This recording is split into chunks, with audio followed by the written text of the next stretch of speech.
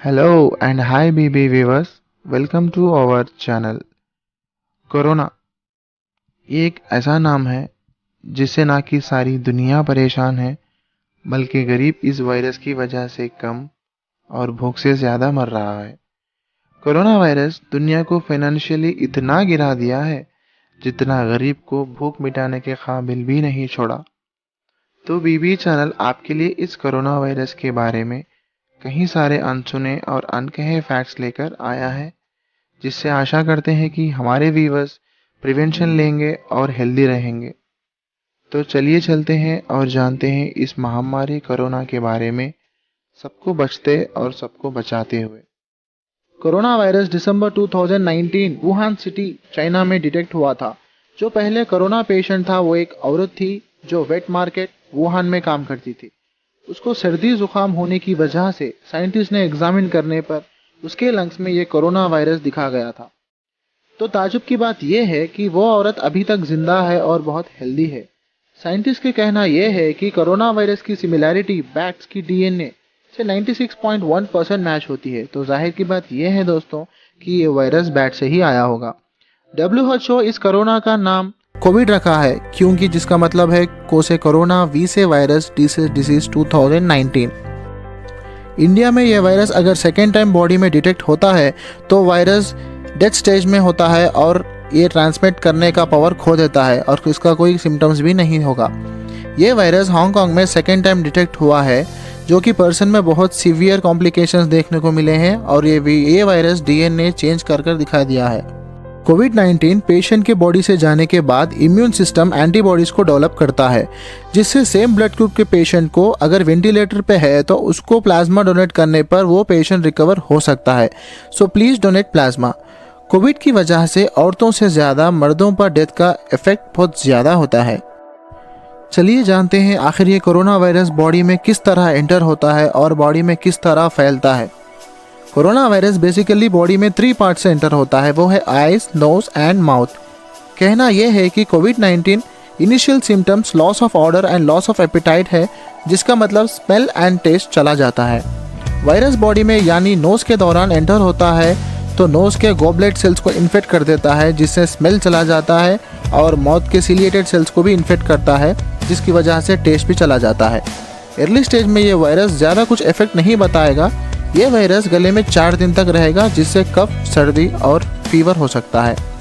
चलिए जानते हैं इसका बॉडी में स्पैन क्या होता है।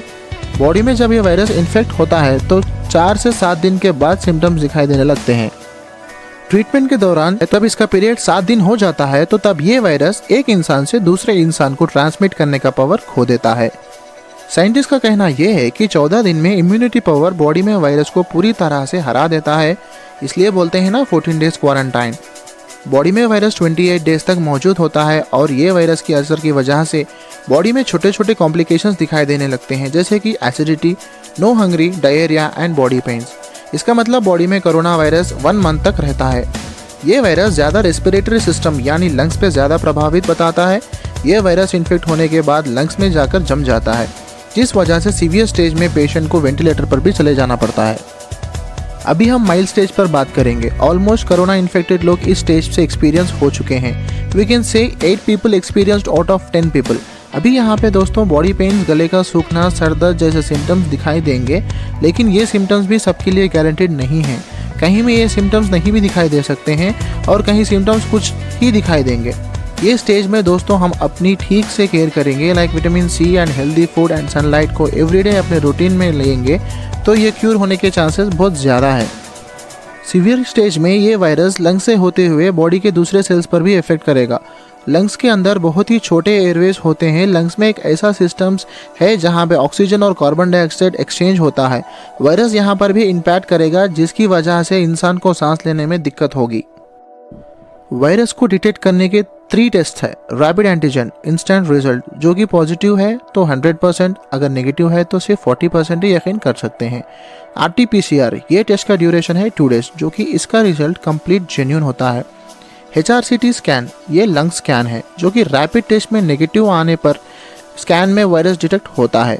ये टेस्ट ब्रीथिंग प्रॉब्लम पेशेंट्स को करते हैं।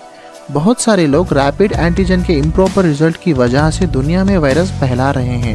इसका फैटल रेट बहुत कम है, वो तो सिर्फ कोरोना से कम है और उसका इफेक्ट दूसरे ऑर्गन्स पे ज़्यादा होने से ऑर्गन्स फेल्यूर होकर लोग मर रहे हैं।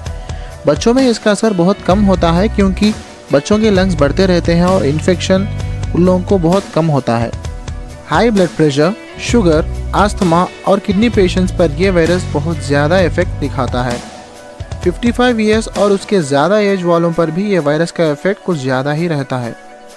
ये कोरोना वायरस नेचुरल रेमेडी से जल्दी कम हो जाता है, जो कि स्टीम इनहेलेशन से 3 दिन में कोरोना पेशेंट्स को बहुत ज़्यादा राहत मिलती है। और मैं आपको ये बताना चाहता हूँ कि कोविड आकर जाने के बाद ज़्यादा लंग्स पर यानी लंग्स में फाइब्रोसिस बिल्डअप कर देता है, जिससे निमोनिया और अस्थमा भी हो सकता है। तो ये था दोस्तों कोविड-19 द पैंडेमिक टाइम के बारे में interesting topic. Be safe, be healthy. Thanks for watching. Hope you all like this video. Please subscribe, share and comment, and please take care.